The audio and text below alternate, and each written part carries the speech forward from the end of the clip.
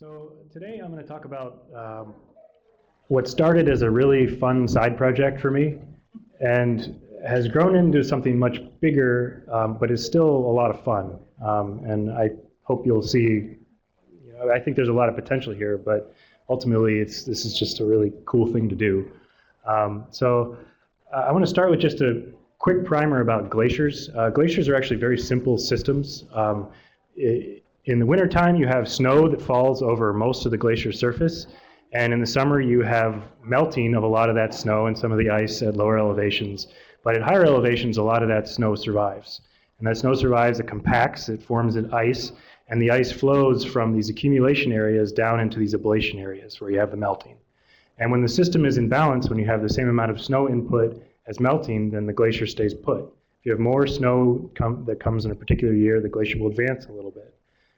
So it's important to measure how much snow falls and how much snow and ice melts every year to understand glacial health. Traditionally, people have gone out on glaciers every spring and every summer, and they dig big pits, they put stakes in the ground, and they probe down to measure how thick the snow is every winter. And this takes a lot of effort, and you're only making sparse measurements. This works well. People have been doing it since the 50s. We've been able to measure, this is the South Cascade Glacier here, so we can measure cumulative mass balance, and we see that cumulatively that glacier is in trouble. It's losing mass. And so a lot of the work I've been doing here in the past few years is to try and use high-resolution topography to make measurements like this. So essentially we're using repeat high-resolution measurements of surface topography to capture ice loss and gain, and to characterize what's going on, why the changes we're seeing are occurring. And we care about this, I mostly look at the ice sheets right now. We care about this because all of that ice that's leaving the ice sheets ends up in the ocean, and it's contributing to sea level rise. Every year sea level is rising 3 millimeters. So we want to know 100 years from now, are we going to be seeing double that, 3 times that? Well, what are we going to be dealing with? But this talk is more about mountain glaciers.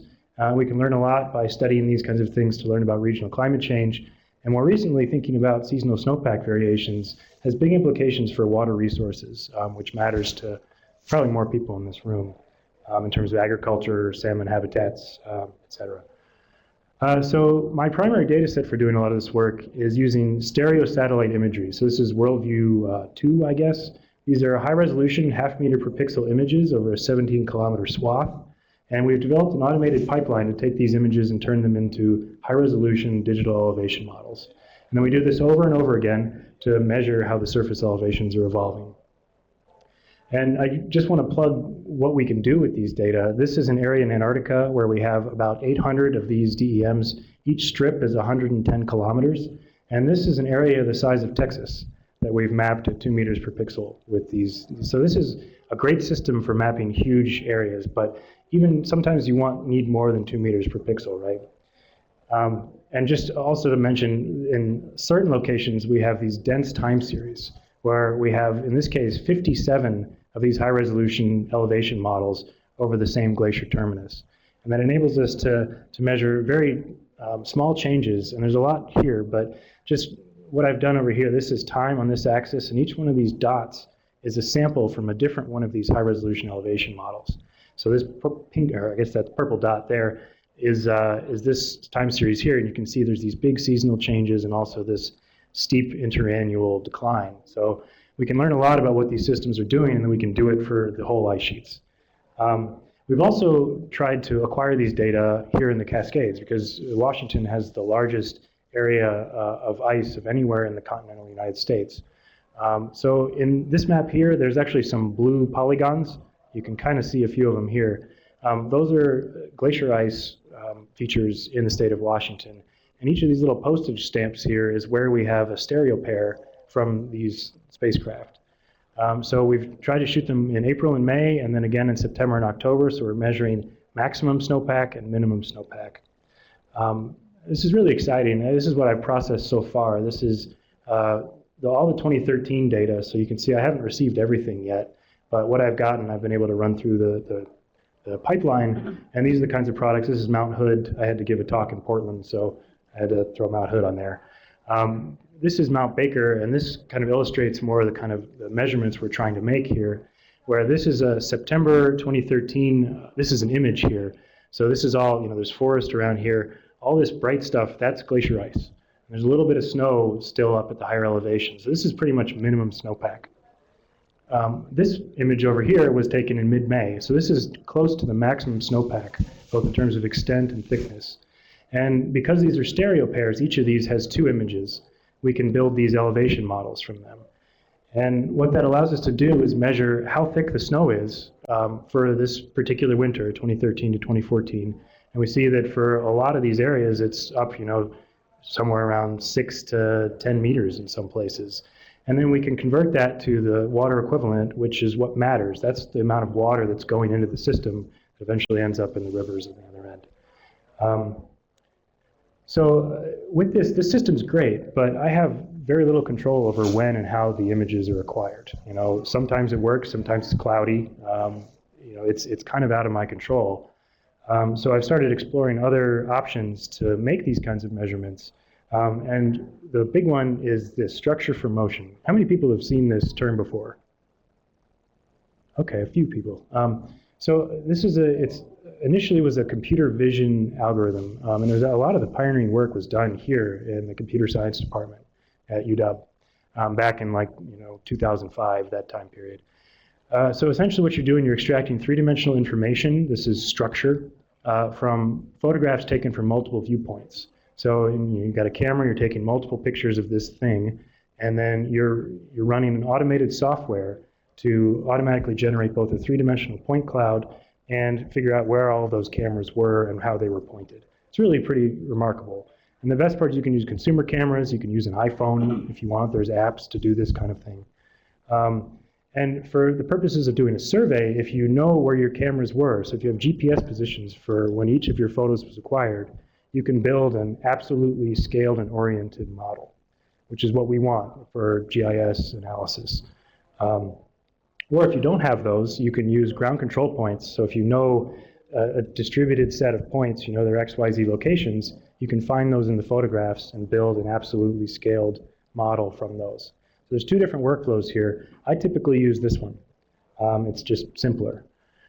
So in terms of what it actually looks like, this is an airborne survey that I did for Mount St. Helens, where I was up in a small airplane, took several hundred photos, fed them through this software, and we end up with a dense point cloud that can be interpolated into a DEM, and we also end up with these high-resolution image mosaics, which are seamless. So this was all done with just a digital SLR camera with a volunteer pilot. So the total cost of something like this is, you're talking about flight time, a few $100s an hour or something like that. Really powerful technique. And in terms of the actual results, this is a LiDAR data set from 2003 from Mount St. Helens. This is a similar data set that I generated from my photos in 2013. You can see they're pretty similar, but there's also some big changes. This is a big dome that erupted from 2004 to 2008, and there's also a big advance of this crater glacier here. And we can use these things again to make these quantitative measurements where we can measure glacier volume here, and then seasonal snowpack and melting. And I don't want to belabor that point. I should just acknowledge that Tate Russell, who was an undergrad in ESS and is now doing his master's in ESS, has been helping me on this, and he's been processing a lot of my oblique aerial photos that I took with the DSLR. And we're making point clouds here that are covering hundreds of square kilometers, which is pretty remarkable considering this is all done with just a digital camera. Okay, so this stuff is really cool and exciting. But again, I have to schedule with a pilot. There's complications with weather. It's not as easy as I was hoping. It's also not necessarily, these are the resolutions of the images. The actual DEMs we get out are still in the kind of 2 meter per pixel range. So if you're looking at processes that are smaller than that, this isn't really going to help you much. So I started looking into UAVs, and that's now finally I'm talking about the thing I'm supposed to talk about. So I imagine some people have looked at this before, and Aaron has the Phantom Quad, which is an awesome platform. But there's a lot of commercial options out there for construction surveying. These are This was initially developed, I think, for the DoD, but we're talking about tens to hundreds of thousands of dollars cost here. That's really outside of most people's budgets. And so, initially I was kind of disheartened, but then I realized that there's this huge community out there of do-it-yourself UAV developers. It's really remarkable, where essentially you're taking hobby airframes, things that cost $100, a few $100. This is just a foam airplane. You're putting on inexpensive sensors, and this is basically a small Arduino computer here with a GPS and magnetometer and other sensors, and then you throw on a camera. And this whole system, we're talking about something that's less than $1,000 and has the ability to acquire the same kind of images to build these point clouds and orthomosaics. And really, one of the cool things is, I can get in my car and I can drive out to Snoqualmie Pass and within minutes have one of these things in the air. So you get a rapid response, whereas those satellites, the soonest you'd be able to see it is maybe the next day. So it's great for that kind of application. And if you're looking at things that change on timescales of minutes, this is what you need. You can't do that from orbit. The other point to make here is that these things are all flying at less than 400 feet. So it means that all these images that are taken are usually centimeter per pixel resolution. So it's extremely high resolution imagery. I'm going to move on. So this past year, I started playing with a lot of these things. Again, you can buy these for $100, a few $100. I learned a lot by doing this. I also crashed a lot. But the thing is, glue and tape, you learn are pretty good at repairing these things. But I encourage people to just try some of these. These are just very basic systems. They're good for learning. You learn how to fly, but also how to build these things and what's involved. But then I met these guys who have become some close friends. I love this photo. They look really tough. So these guys have been flying for over a year now, and between the two of them probably have 20 or 30 of these remote controlled aircraft.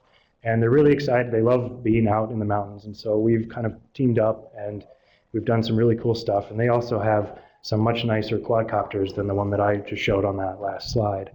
So this is Benson and Brian are their names. So this all kind of culminated this past summer when we went up to the Easton Glacier, which is on Mount Baker. Has anybody actually been to the Easton Glacier? Okay, about the same number as heard of Structure for Motion. So the Easton Glacier is one of the more accessible glaciers in Washington. There's a 3-mile trail that goes right, and you're basically up overlooking the glacier. In another photo, you'll see it. So essentially in August, we went out, we did a pilot study. We wanted to go out and do this actually on a glacier. We've been going out to Magnuson Park and other places in Seattle, but it's a little different when you're at 6,000 feet and flying over a huge crevasse ice. So we chose this for a reason. This is a recreation area. It's not wilderness. It's not a national park. You can operate motorized vehicles in these locations. People drive snowmobiles up to the summit of Mount Baker in the wintertime. So we figured that if we're going to operate a motorized vehicle, this was the place to do it. At 6 volunteers, we were using this TBS Discovery quadcopter. We did 7 flights back and forth across the glacier, all under manual control. And the camera we used was this guy here. This is a Sony NEX5. New, it's about $700. I was able to put one together used for $400. It's a 16 megapixel camera. It's an SLR camera. It's just mirrorless, so there's no mirror that flips up and down when you take a picture. And it weighs less than a pound. So you're getting professional quality images from that kind of camera. And yeah, I'm going to move on. So just a little bit of context. This is one of these oblique aerial structure for motion DEMs. This is from a big airplane. And the area we're talking about is right here. So the Easton Glacier is on the south side of Mount Baker. And everything I'm going to show is kind of the lower portion here near the terminus. And here's this you can see this big ridge here. That's the moraine. That's called the railroad grade. That's the trail that goes up to where we were. Beautiful place if you can get up there. So this is the survey site. We're kind of out here on a ledge overlooking the lower portion of this glacier. And this is the crew. Here's our launch pad and landing pad. And there's the survey quad up in the air. In terms of the hardware we're actually using, this is kind of a detail. There's a lot of labels and stuff here.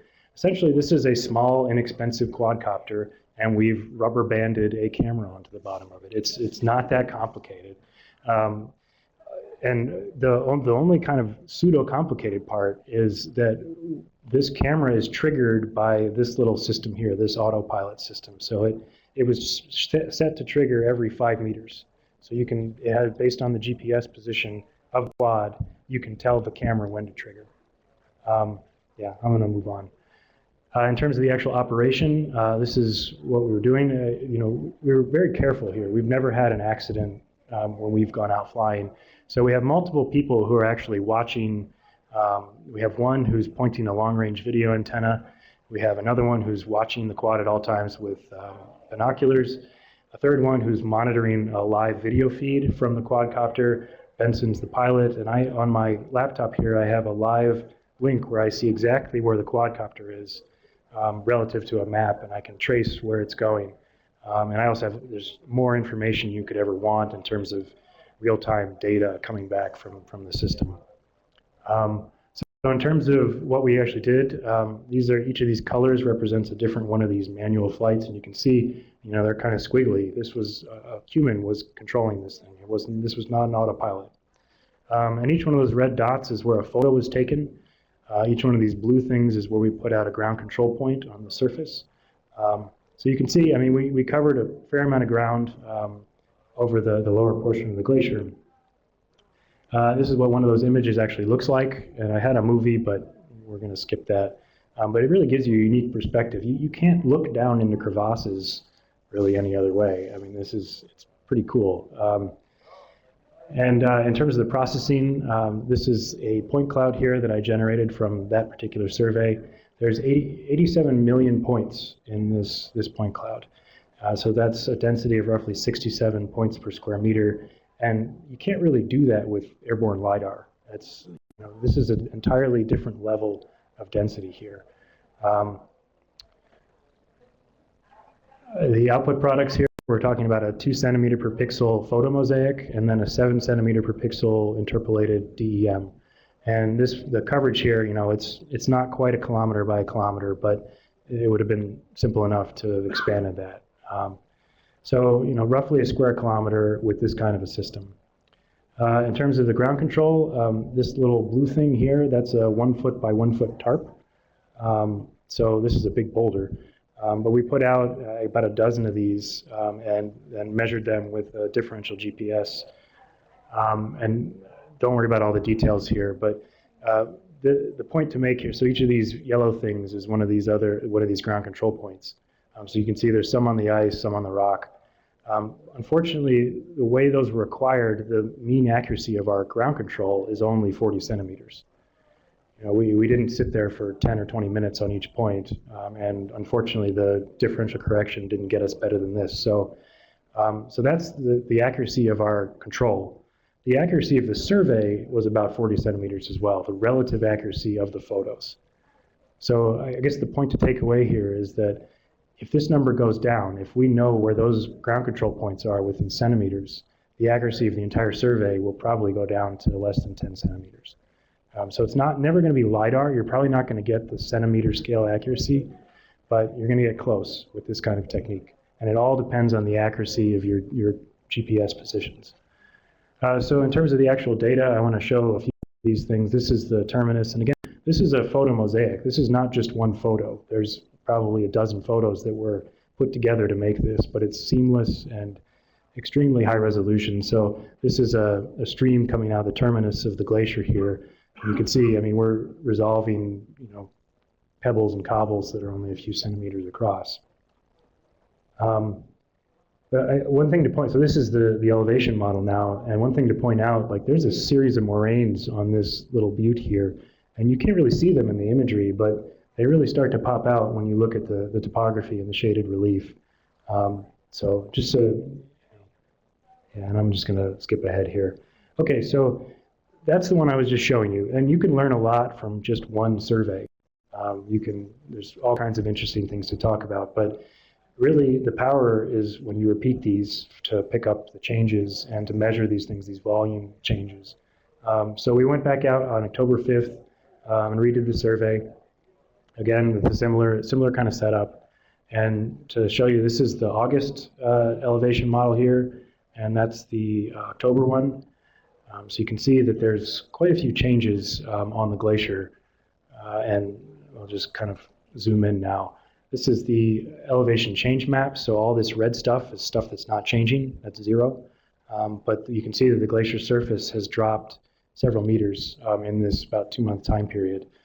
You also see expansion of all these crevasses, and this was really interesting. You know, we expected the glacier to be thinning. This is peak summer, so you have a lot of melt going on at this time period, but there's buried ice all around the Easton Glacier that is also disappearing. And I haven't really had time to do a lot of analysis here, but really some interesting things there to think about. And just kind of zooming in again, this is the terminus, this is the August data and the October data. And I'll just kind of flick back and forth because there's just so many things to see that are going on in this time period. And one is this elevation, or the stream channels that are forming here due to runoff, and these crevasses are widening. All of this, so this is rock up here, and then over here is buried ice. And you can just see like the changes just in the shaded relief maps, as well as the obvious retreat of the ice in this time period. So plenty of time. We could spend more time looking at this, and just kind of I pulled out a quick profile just to kind of show, okay, up here nothing's going on, and then you have 3 meters of loss over most of the ice and the widening of these crevasses. So again, this is just preliminary stuff, but most importantly, I just want to get the data on the ground now and start the record. The real results are going to come, a few years from now, 5 years from now, 10 years from now. So this is kind of a baseline data set. Yeah, and we can start to pull out just quick and dirty statistics for the ice loss. Was about 3.25 meters with not much spread, but the buried ice loss is about 1.2 meters with much more spread, much more variability. So these are the kinds of measurements we can make using these data. Okay, I don't know how I'm doing on time. Okay, so that was proof of concept, and it worked really, really well. And I think a lot of people have gotten excited. I'm really excited about it. So we're kind of pushing things and looking out for the next year. So this winter, we're working on getting full autonomous navigation systems up and running, so we don't have a human controlling the thing and veering and missing proper photo overlap. And the plan is to have that done for April, where we can go out and survey the snowpack, and then in September again redo some of these surveys.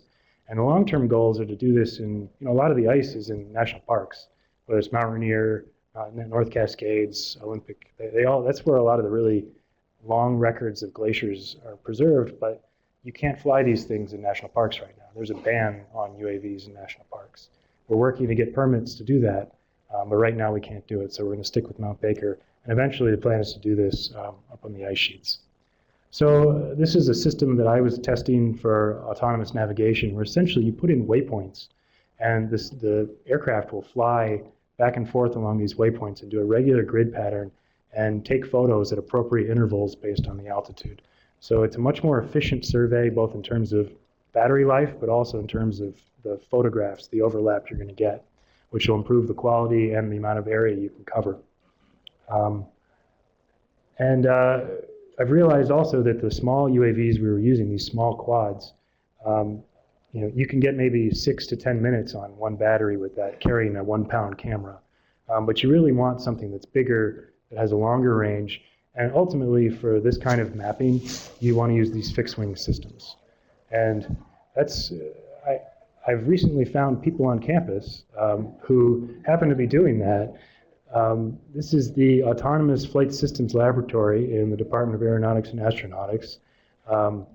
And this is Al, and Al has been working very hard to, so they've been developing 2 prototypes with these. This is the Skywalker system. It's a 1.9 meter wingspan. And Al, do you want to do a quick demo? You can do the demo right now, but okay. Essentially what's going on here is we have a payload bay here that opens up. We have a camera, similar to what we were talking about, that provides the camera to the model, so you can do your geological surveys, those types of things. Around the bottom.